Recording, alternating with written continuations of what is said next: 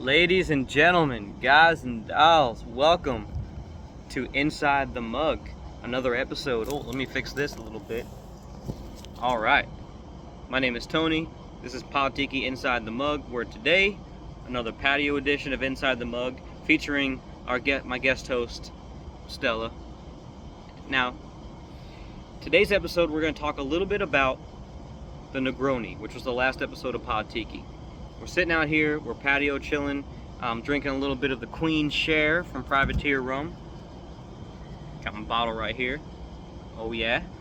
And yeah, we're talking about the Negroni. Now, you might be thinking, the Negroni's not very tiki, right? What's this got to do with Pod Tiki? Why is Tony doing an episode of Pod Tiki Inside the Mug when we're not even drinking out of a mug? We're drinking some Queen Share out of a glass. Well, the Negroni really has the Venn diagram of tiki and speakeasy drinks and classic cocktails. They really cross over a lot in like the spiderweb bubble graph of cocktails.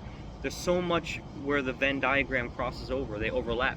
When you talk about gin in the Negroni, gin came to the Caribbean via the Dutch privateers and the pirates, and we get curacao from the Dutch. You know, William of Orange and was the King of England during the time when a lot of Dutch privateers were coming here. He was a Dutch king. He was William of Orange. They have orange curacao. There's Orange County in Florida and New York and all kinds of places. Like there's a lot of influence in colonial Caribbean and colonial America. Has to do with the Dutch, and this drink is no less. And the British, also known for their London Dry Gin, that has a connection there,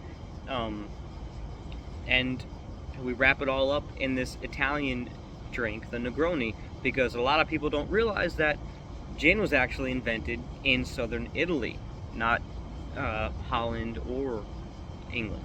But I digress. I have my notes here. Sorry. The Negroni is a perfect drink to go into summer with. This is why I chose it right now. I was actually going to do it last summer, but I got too wrapped up. Too many drinks came to mind to do, and I didn't get to it in summertime. And man, I got a lot of stuff that I want to get to. But this drink is the perfect drink to go into summer because it kind of bridges that gap between like old fashions and Manhattans, and even bright floral martinis are still sort of a like late night classy. You're dressed up, you're wearing a button down, you're at a cigar lounge or a speakeasy or a cocktail lounge, you're going out to dinner, and they're a little bit more heavier, syrupy, and the Negroni kind of like lightens the mood a little bit. It kind of takes you into summer with the bittersweet.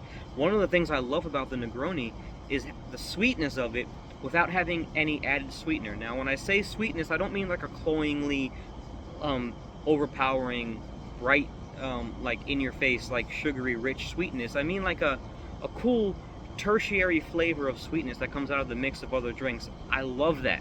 I love when a drink has, when two flavors that don't that taste different come together to make a new flavor. I love it when you're pairing food with drinks, or with wine, or cigars with wine, or cigars with food, or cigars with alcohol, or alcohol with food, or even different foods with different foods, and desserts with entrees and aperitifs and all that. I love when two drinks or two flavors come together and they make a new flavor that wasn't there before. That seems just so cool to me. I don't know, I love that. And the Negroni does that because it really is the daiquiri of fine cocktails, right? Because it's beautiful just the way it is, but also allows for so many variations and riffs and spiffs.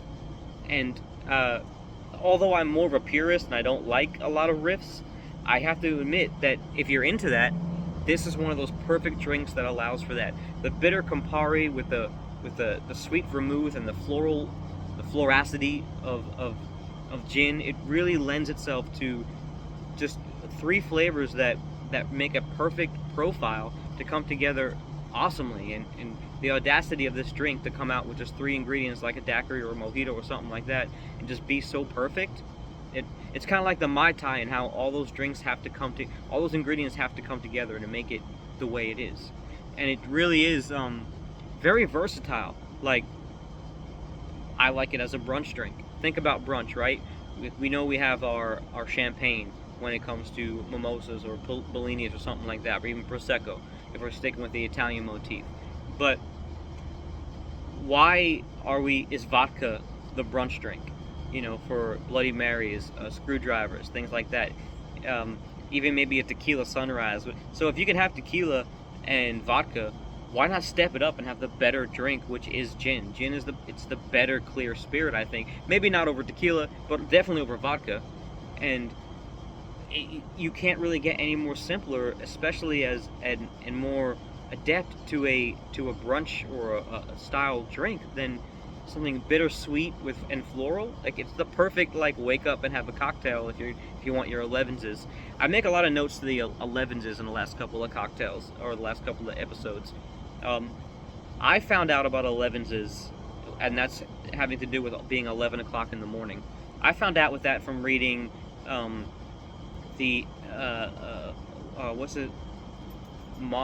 what's his name? Shoot, I forgot it. But it's Don't Stop the Carnival, and it's a book that I love, and they talk about having their 11s, and the 11s is having your 11 o'clock cocktail. You know, when you're on vacation or a weekend or just a random self day for yourself.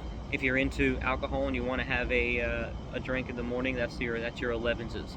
So this is the perfect brunch cocktail, I think, especially if you don't like the acidity of tomato juice in a Bloody Mary, and if you're like me and champagne gives you a headache while you're drinking it. It's the perfect brunch drink, I believe. Now, I covered the variations. So why I picked this drink to be highlighted, my wife Faith and I, we were at a Nashville establishment. It was a burger restaurant down on 12 South, Burger Up, and I believe it's Burger Up, and we were waiting for a table. It was summertime. It was in the afternoon, but it was still kind of warm out, still kind of hot out, and the sun was just going down, and we were looking for like a nice, easy drinking kind of summery drink that was still kind of, it has some oomph to it, some moxie, you know? And the Negroni really is that drink. She suggested it, and I was hooked right after that. I had probably had it before, but that particular instance was the time I remember being my first one, and that was only like a year ago. It wasn't, so I know I've had it before, but it didn't stick out to me until then, like when I realized, oh, this is the perfect drink for this moment, for this perfect time of day. And we were about to have dinner, and I actually had it as an aperitif, not knowing that it actually is an aperitif being a drink you have before dinner to whet your appetite or appetite if you're from the South. But it really hits all the bases of, like I keep saying, the bitter, sweet, and floral, and it's just that combination, which we find in nature all the time, right? If you take a piece of bark off a tree, or a nut, or a vegetable, like you get some bitterness, some herbalness, some floralness, some sweetness, and it's a flavor profile that we find in nature all the time, which means, so like, it's like the daiquiri. It goes together with just a very simple flavor profile that just matches. They just go together. So that was pretty much why I chose this drink and for this episode. And I look forward every year to the Negroni. I really feel like it's got a future ahead of it as a brunch drink. And even though it doesn't need any help from brunch, there's already a Negroni week, which I think started in 2013, and that goes in September.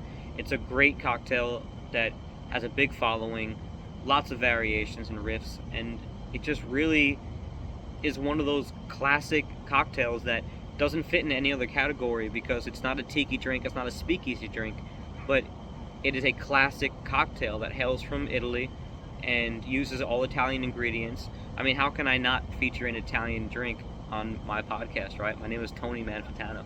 Like, you can't, I have to feature an Italian drink once in a while.